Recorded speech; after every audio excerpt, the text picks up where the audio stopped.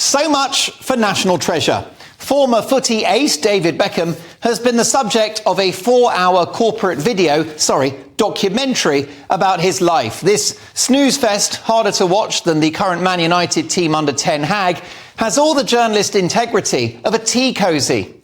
And cosy is the word, as it paints a picture of this loving family man. His perfect marriage to his perfect wife, raising perfect kids as he tends to his perfect hair, perfect beard and perfect portfolio of corporate clients.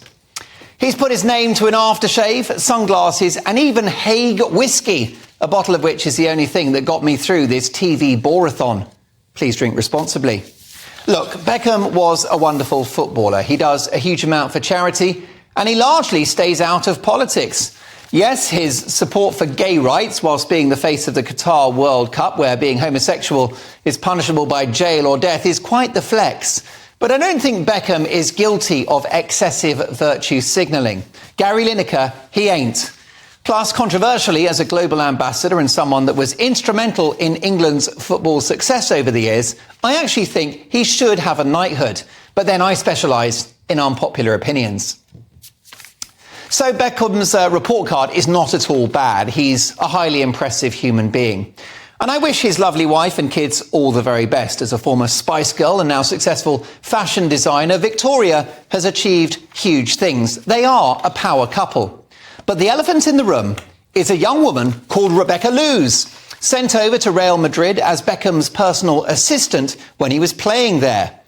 Now, these are just allegations at the moment and cannot be proven, but it's suggested that she assisted him in more ways than one. Having kept a dignified silence for many years, Luz, now living in Norway with her own family, has spoken out. The Dutch beauty, who at the age of 46 would probably still win a place on Beckham's bench, says the star is portraying himself as the victim. In an exclusive, she told the Mail newspaper that David Beckham's feeling sorry for himself and playing the poor me card. Explaining why she's spoken out, she said, "If I stay silent, I'll be known as the liar, the one who made up the stories." Beckham is indirectly suggesting, she says, that she's the one who made Victoria suffer. But she argues he is the one who caused the suffering. Most damningly, she said, "I think it's one thing to keep your private life to yourself. It's another thing to mislead the public." Ouch. Now, I think it's time for David Beckham to do the honourable thing, stand up and deal with these allegations, rather than gaslighting this woman who has paid an enormous price for this claimed affair. Following their alleged dalliance, she tells the paper that she felt completely isolated, having to take on the most powerful couple in the world with no financial or moral support. It was like 11 players on the pitch versus one. Things got so hard for her that after the alleged affair, she turned to reality TV for money, her most memorable moment being the extraction of semen from a pig on a Channel 5 show called The Farm. Bringing hairy creatures to climax is clearly something for which she has a gift.